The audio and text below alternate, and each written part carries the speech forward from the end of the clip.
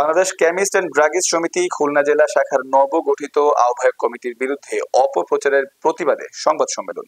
বিস্তারিত থাকছে মামুন হাসানের প্রতিবেদন। মঙ্গলবার খুলনা প্রেস ক্লাবের আহ্বায়ক খান মাহতাব আহমেদ বলেন, গত 16 আগস্ট কয়েকজন ব্যক্তি কেন্দ্রীয় নেতৃত্ব ও নতুন কমিটি সম্পর্কে মিথ্যা তথ্য প্রচার করেছে। তিনি জানান, দেশের 63 জেলায় ফার্মেসি কাউন্সিলের কোর্স চালু থাকলেও খুলনায় 1.5 বছর ধরে বন্ধ থাকায় ব্যবসায়ীরা ক্ষতিগ্রস্ত হচ্ছেন। এই পরিস্থিতিতে কেন্দ্রীয় কমিটি 9 আগস্ট 15 সদস্য বিশিষ্ট নতুন আহ্বায়ক কমিটি অনুমোদন করেছে।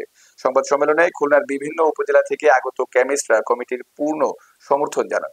শেষে কমিটির পক্ষ থেকে 6 দফা দাবি ঘোষণা করা হয়।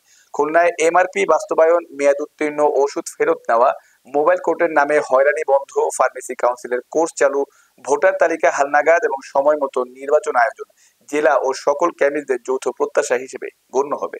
নষ্ট করে পিসিডিএস এর বিরুদ্ধে এই অবস্থান নিয়েছেন। দীর্ঘদিন খুলনা শাখার কমিটি না থাকায় খুলনা থেকে একাধিক কমিটির প্রস্তাব কেন্দ্রে যায়।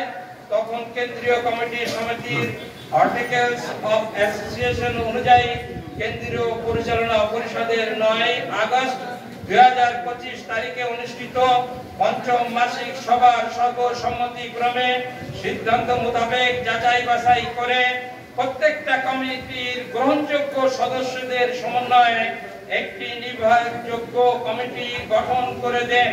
পরিচালনা চালানো।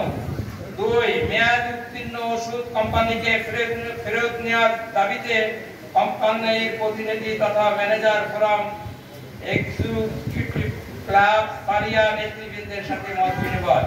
3 মোবাইল কোর্টের নামে অহেতুক হয়রানি যাতে না করা হয় সেজন্য ওষুধ প্রশাসন ও জেলা প্রশাসনের সাথে পৃথক মত বিনিময়।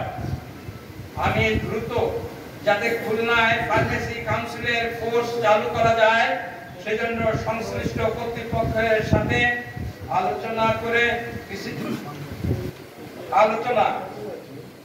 5 পিসিডিএস এর ভোটার তালিকা হালনাগাদ করা, কেন্দ্রের নির্দেশনা অনুযায়ী যথাযথ সময়ে নির্বাচনের প্রক্রিয়া শুরু করা।